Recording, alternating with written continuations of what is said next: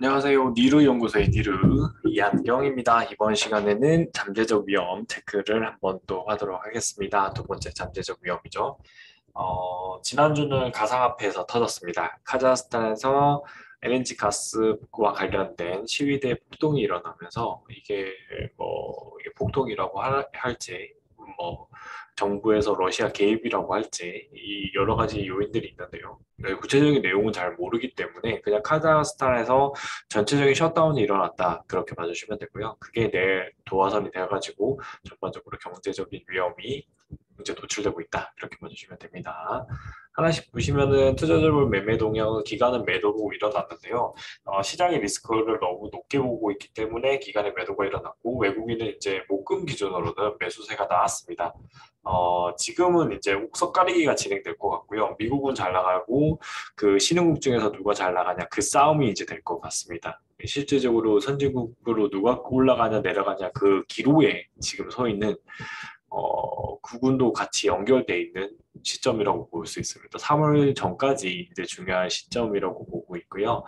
어, 우리는 이게 조정으로 봐야 되거든요. 저는 조정으로 봅니다. 디폴트 자체는 안 올 거라고 보고 있고, 국가적인 디폴트보다는 국가적인 그냥 조정, 그러니까 CDS가 높아지고 힘들다. 그렇게 보면 되고요. 그런 상황일 때는 조정으로서 빅스나 인버스로서 대응을 계속 해주시면서 포트폴리오는 향후 올라갈 종목들에 대해서 대응을 한다라고 봐주시면 됩니다. 일단 가상화폐에서 카자흐스탄 사태 때문에 이제 비트코인을 두 번째로 최고로 하는 국가거든요. 카자흐스탄이. 그래서 여기서 셧다운이 일어나면서 하락 중이고요. 그러니까 이제 비트코인에 대한 위기감이라고 보시면 됩니다. 그거에 대해서 하락을 한 건데 쇼맨들도 다 들어왔거든요. 비트코인에 대해서 떨어지면 쇼쳐야지 하는 사람들도 다 들어와 있는 상황이기 때문에 이 쇼맨들을 뒤집어 엎는 거는 언제나 시장의 자본입니다.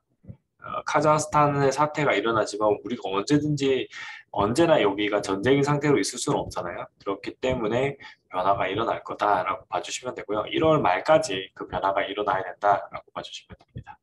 그다음에 다음 주부터 한은을 시작으로 해서 미연준 금리 인상과 관련된 이벤트가 이제 계속 가는데 미연준은 3월쯤에 금리 인상이 예고돼 있는데 우리나라 한은이 금리 인상이 됩니다. 그러면은 이제 시장에서 변화가 일어나는 거죠. 가장 큰 변화는 우리나라 지금 원달러 환율 1,200원 언저리에서는 파셔야 된다라고 얘기를 하고 있고 다음 주에는 파시는 게 낫거든요. 월요일 기준에.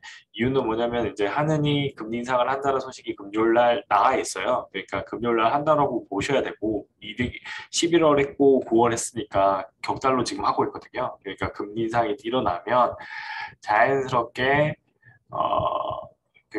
자연스럽게 달러 가치가 떨어지는 거죠.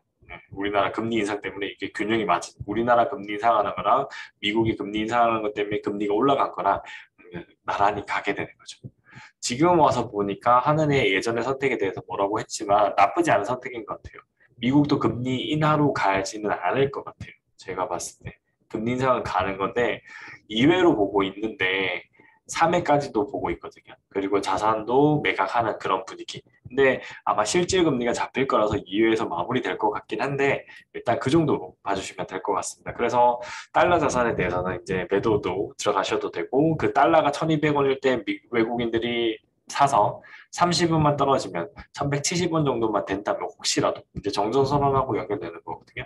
그렇게 되면 그리고 코로나 확진자도 줄면 돼요. 그러니까 실제로 우리나라가 2020년도 때 경제가 0.9%만 떨어졌잖아요. 이유가 코로나 확진자 잘 잡아서 그래요. 이번에 오미크론도 잘 잡으면 경제 상황은 바뀐다. 이렇게 봐주시면 됩니다.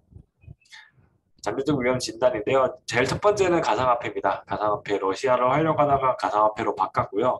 이 가상화폐가 다음 주에 잡히기를 기원하면서 이렇게 해놨습니다. 그래서 가상화폐가 결국에는 AMD와 엔비디아 주가를 완전 떨궈버릴 거고 그러면은 그 떨궈진 만큼 지수도 하락이 필수 불가결하다. CS 영향 하나도 없었어요. 그러니까 CS에서 긍정적인 결과물이 있었음에도 불구하고 가상화폐가 하락하면 AMD와 엔비디아는 주가가 빠집니다. 이렇게 봐주시면 되고요. 이게 시장에서는 아직 이 가상화폐를 채굴 하는 게 이 그래픽 카드가 중요한 역할을 하고 있기 때문에 어쩔 수 없다. 이렇게 봐주시면 되고요. 그 다음에 오미크론입니다. 오미크론이 진짜 많이 확진자가 늘어났고요. 중증도는 좀 없다고는 하지만 사망자가 발생하는데 그러니까 이런 거죠. 그러니까 유럽 쪽이나 미국 쪽에서는 이미 나이 많이 드시고 중증이신 분들이 돌아가셨어요. 그렇기 때문에 지금에서는 중증도가 눈에 보이지가 않을 수밖에 없습니다. 그러니까 실질적으로 우리나라에서는 오미크론이 큰 영향을 미칠 수 있어요. 델타 변이처럼. 델타 변이에 우리는 타격을 받은 거거든요. 근데도 다른 나라에 비하면 진짜 작은 거예요. 그러니까 오미크론이 와도 안전하다는 보장은 없는 겁니다. 네, 그렇게 봐주시면 되고 지금처럼 거리두기 어느 정도 하고 치료제 이게 중요하거든요. 화이자 치료제가 진짜 자기들이 공언한 대로 10분의 1 정도로 뚝 떨궈버리면 완전 게임 체인저가 됩니다. 이제 감기처럼 바뀌는 거죠. 감기 걸렸으니까 치료제 먹고 타미플루 처방 맞는 것처럼 그렇게 바뀐다라고 보시면 되고요. 오미크론이 지나갈 때까지는 마스크 꼭 쓰셔야 되고 그냥 내년에는 마스크 써야 된다고 생각하시면 되고요. 오미크론 때문에 우리나라가 외국에 여행 나갈 때 규제를 받을 수 있다. 단 백신 맞은 사람들은 안전하기 때문에 이제 이걸로 확진을 했을 때도 안전하다는 결과가 수치가 계속 나오고 있거든요. 그러니까 여행과 호텔 산업들도 추가적으로 상승은 가능하다. 그렇게 봐주시면 될 것 같습니다. 러시아 우크라이나 침공 세 번째로 내려놨고요. 이거는 전쟁이기 때문에 무조건 이제 나토나 유럽이나 러시아가 큰 희생을 일으킬 수도 있기 때문에 무조건 주가는 바로 반영합니다. 이게 혹시라도 내년에 미국의 금리 인상이 심하게 나올 경우 이 전쟁이 일어날 수도 있나 그런 생각도 들거든요. 그래서 이번에 FOMC 다음 주죠. 다다음 주죠. 다다음 주에 일어날 때 FOMC의 분위기랑 연결될 수도 있겠다 싶어요. 러시아 입장에서는 금리 인상이 전쟁보다 더 안 좋을 수도 있겠다 그 생각도 들거든요. 네, 그런 부분 여러 가지 요인으로 작용이 될 수 있습니다. 그다음에 신용국 신용 위험 확인하고 터키 거의 준 디폴트 상태라고 말씀드렸죠. 그러니까 언제든지 얘네가 그냥 나는 망했어라고 선언할 수가 있다라고 봐주시면 되고요. 그래서 비중 조절로서 대응을 하시는 거고 지금 풀매수가 아닙니다. 풀매수 아니고 들어가셔도 거의 10분의 1 많이라도 그러니까 내가 1,000만 원이면 1,000만 원이 아니라 100만 원 여기다 투자를 한번 해보겠다. 터키를 구하러 들어가 보겠다고 하면 10만 원, 20만 원 정도만 다 보초면 보여놓고 대기 상태로 대기하시는 겁니다. 그리고 이게 반등이 나올 때 들어가도 안 늦거든요. 그러니까 금리 인상기가 잘 넘어가서 터키의 경제가 정상화되는 거 보시면서 투자를 해도 안 된다. 이렇게 봐주시면 됩니다. 관심을 가지시는 용으로 계속 말씀드리는 거고요. 금리 인상은 대출 자산의 부도 위험 이게 더 큰 겁니다. 그러니까 금리 인상을 해서 가상화폐에서 돈이 빠지고 그다음 주식시장에서 돈이 빠지는 게 큰 게 아니에요. 그거는 그냥 잠시전 조정입니다. 그 조정은 지나가야 되는 거고요. 실질적으로는 큰 뭐 중견기업들, 중소은행들이 대출 자산이 이제 디폴트가 터지는 거죠. 계속 부도가 일어나는 겁니다. 그러면서 망하는 거죠. 우리나라로 예를 들면은 저축은행 사태가 다시 터지는 겁니다. 그때 어떻게 했습니까? 아파트 막 지어놓고 그거를 분양을 했는데 미분양 사태가 터졌잖아요. 그 아파트 가격들 다 상승했거든요. 그럼에도 불구하고 그 당시에는 돈이 회전이 안 되면서 디폴트가 일어나는 겁니다. 돈이란 게 그런 거예요. 필요할 때 돈이 없으면 망하는 거고요. 필요할 때 돈이 없으면 망하지 않는 건데 그거에서 저는 가계 위험이 문제가 아니라 기업 위험이 더 크다라고 봅니다. 지금 가계 100%는 물론 맞죠. 이것도 높은 거긴 한데 기업의 100%가 넘어가는 거는 기업에서 부도가 일어나면 이 기업에 종사하고 있는 사람들까지 해서 가게까지 덤탱이로 넘어갑니다. 그걸 이해하셔야 되고요. 그리고 여력을 봤을 때는 정부는 지금 66%거든요. 지금 여기서 한 4% 정도 혹은 10% 정도는 더 써도 된다고 합니다. 그러니까 75%까지 맞추는 것도 나쁘지 않다라고 보거든요. 그걸 통해서 기업과 가계 부도 위험을 낮출 수만 있다면 그렇게 충분히 사용을 해야 되죠. 그럼 낮춘다는 게 뭘까요? 코로나로서 타격을 받았던 업종이라든지 실제로 지원하고 있죠. 여행업종도 그렇고 항공업종도 지원하는 것처럼 지원하고요. 가게도 동일하게 자영업자를 중심으로 운영되는 가게들한테는 그리고 밑에 사실 그 소득부원이 밑에 순위 있는 그 가게들한테는 지원을 해주는 겁니다. 1년 생활비 쪼가 됩니다. 이게 재밌는 건 500만 원만 해도 진짜 반년을 사실 거예요. 그분들은.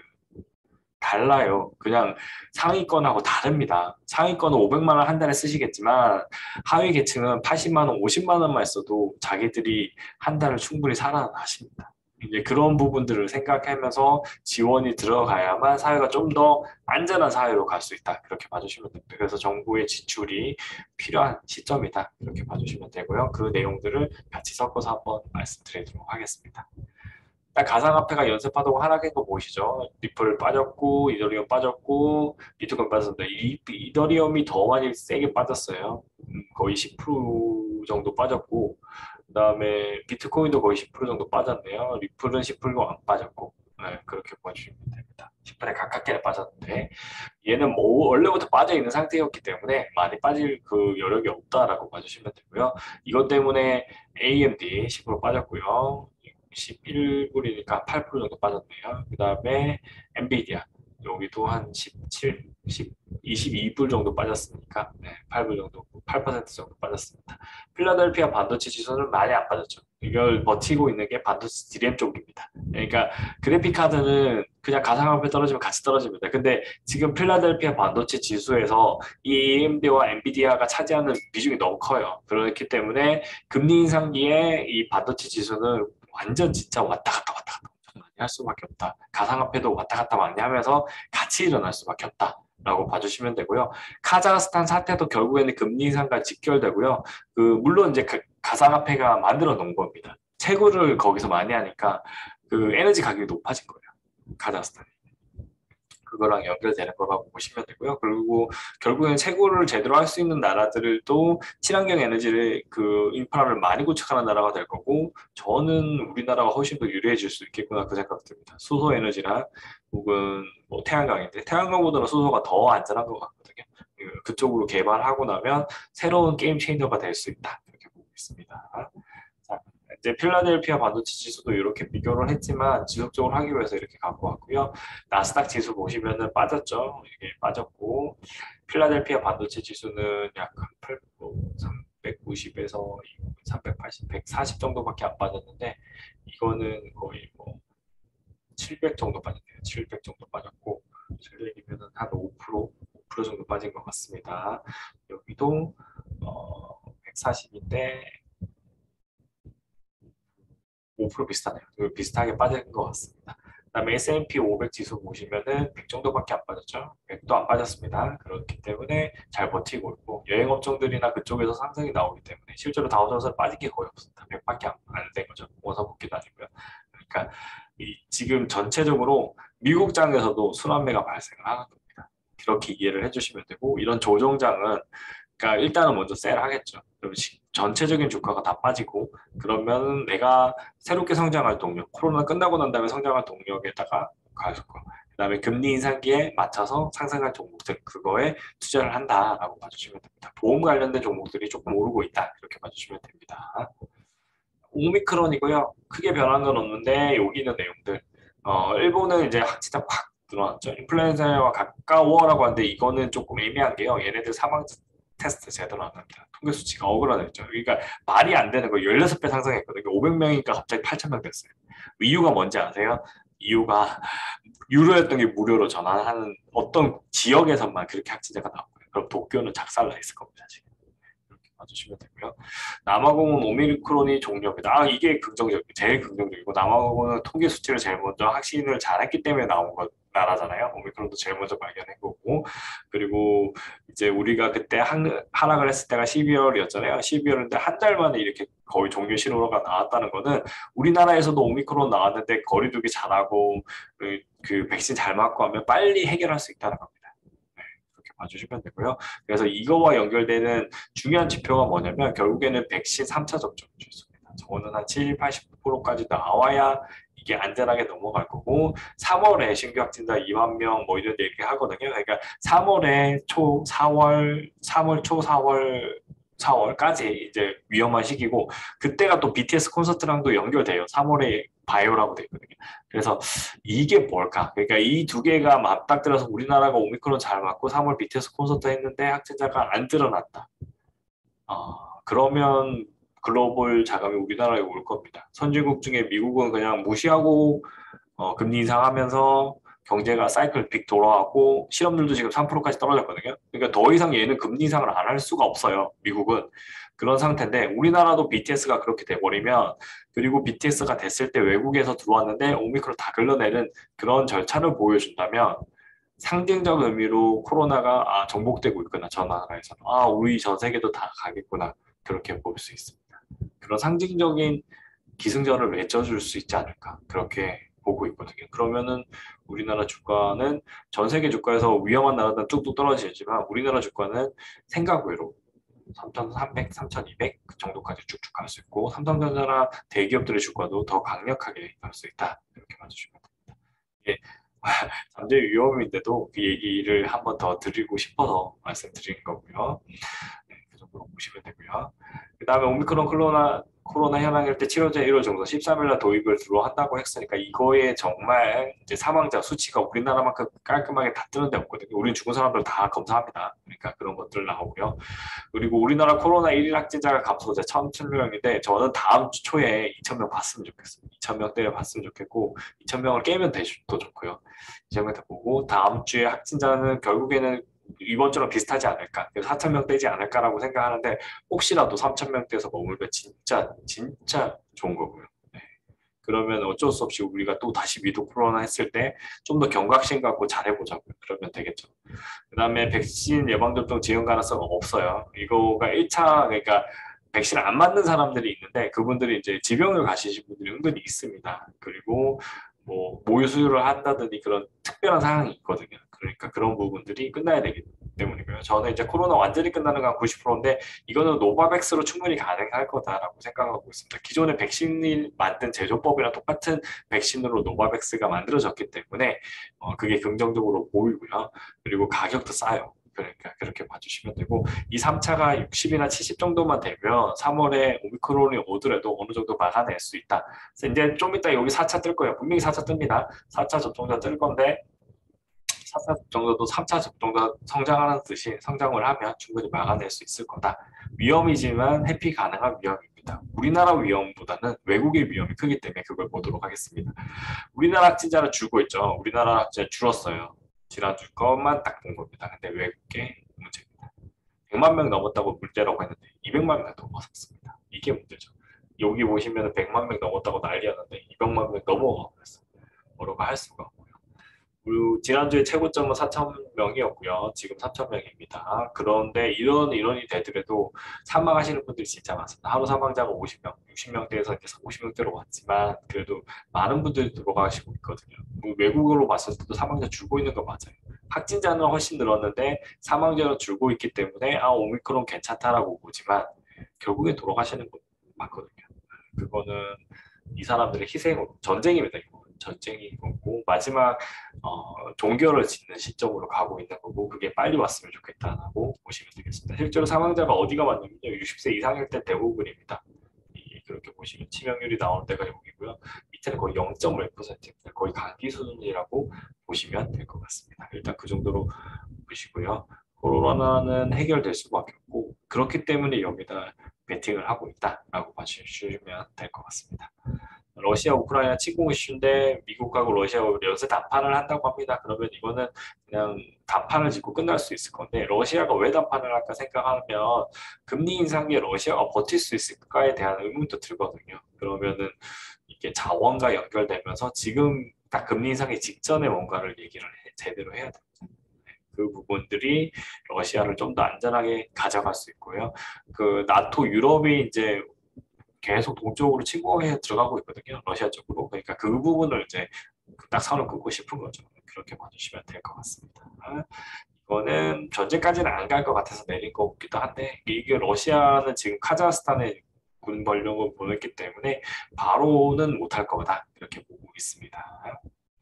그다음에 신흥국 위험인데요. 한국과 더불어 폴란드도 높아져 버렸죠. 폴란드 30, 40 안 넘었는데 40 넘겼고 중국도 너무 넘어섰습니다. 금리 인상이다 보니까 전반적으로 휘청휘청거리는 것, 신흥국들의 휘청휘청거림을 여기서 나타내고 있는 거고요. 그리고 그리스 같은 경우에 유럽은 그나마 좀 괜찮아지고 있다. 여기는 이제 유럽이 하나의 경제권이다 보니까 나은 거고요. 러시아도 줄어들고 있는 거 보니까 이 러시아와 우크라이나 침공 이슈가 좀 사그라들고 있구나 그렇게 보시면 됩니다. 터키도 5549, 5599인데요. 그 주중에는 560, 575까지 올라갔었던 게 내려온 거라고 보시면 됩니다. 그래서 긍정적으로 보시면 되고요.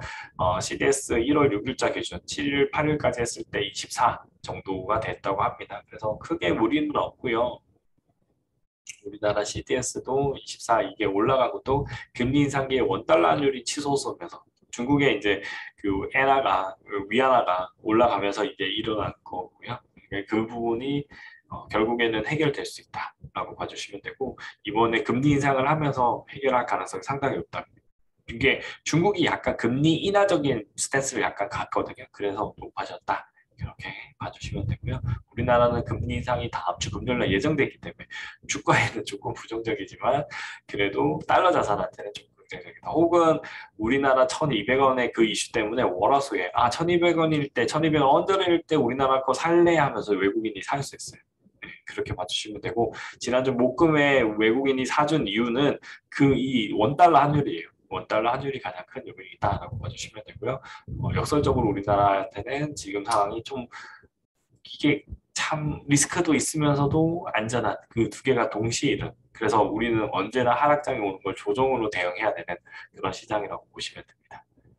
자, 금리 인상인데요. 이 매입 자산에 대해서 기존에 있는 매입 자산의 매각 이슈가 나오고 있어요. 이제 금리 인상에서 끝나는 게 아니라 그 전에 이제 채권 매입을 하고 단계적 출소를 했는데 이 돈을 가지고 또 물건을 자산들을 많이 샀었거든요. 이제 그거를 오히려 매각하는 그런 일들이 나올 거라고 이제 예측을 하고 있습니다. 거시경제 분석하시는 분들이요. 그래서 3월쯤에 금리 인상 시작하고 6월에도 금리 인상해서 2번 정도인데 9월까지 해서 3번 보고 있거든요. 근데 이때 6월 지나고 나면 매입 자산 매각해야 된다라고 하는 거죠. 그러면 결국에는 하반기 지금 애널리스트도 뭐라고 하는지 들으셨나요? 하반기부터 상승이래요. 근데 그 상승이 다 이 매입 자산 매각이 나오면 시장의 돈을 쪼그라들입니다. 네, 그렇게 보시면 되고요. 그러니까 매입 자산 좋은 것들 이제 우량의 기업들 사놓은 거 있는데 우량의 채권들 사놓은 거 있으면 그거 내놓으면 이거 좋네 하면서 살 거란 말이에요. 그러면 굳이 위험 자산에 대해서 투자를 좀 적게 할 수가 있습니다. 시장에 있는 투자자들도. 그래서 사실상 올해 내내 그냥 힘들다 그렇게 보시는 게 맞고요. 박스권에서 왔다 갔다 할 가능성이 더 높다라고 보시면 되고 그 이슈를 넘어서는 거는 결국에는 우리는 진짜 인구가 크거든요. 이런 위험 상황일 때는 북한입니다. 이 북한을 열어 제껴야 되는 거기 때문에 그런 부분들도 우리나라 국력 충분하니까 해볼만 하지 않을까 그렇게 생각을 하고 있습니다. 그 다음에 GDP 대비 국가 부채를 보시면은 그러니까 부채를 보시면은 가계가 106, 기업이 113, 정부가 66.2입니다. 이 기업은 삼성전자 같은 우량 기업이 있는 반면에 한기 기업들도 엄청나게 많아요 우리나라에. 조선업종이 빨리 올라와야 조선 관련된 기자재 업종들도 다 살아나거든요. 그만큼 힘든 상황이에요, 지금.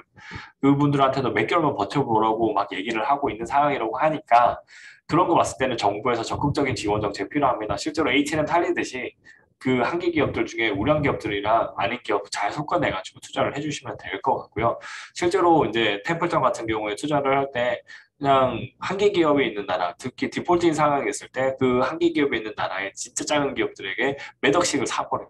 그러니까 몇 억에 몇 천만 원씩 사준 택이 되죠. 그러면서 그 기업들이 위험을 돌파하면서 성장을 했거든요. 지금의 상황은 잠재 위험입니다. 위험인 상황에 시장이 떨어질 수도 있고 상승할 수 있는 상황인데 그 상황을 기회로서 잘 대응을 하신다면 기본적으로 20, 30%의 수익을 가져가실 수도 있는 그런 부분이라고 보시면 될 것 같습니다. 잠재 위험에 대한 영상은 여기까지 하겠습니다. 감사합니다.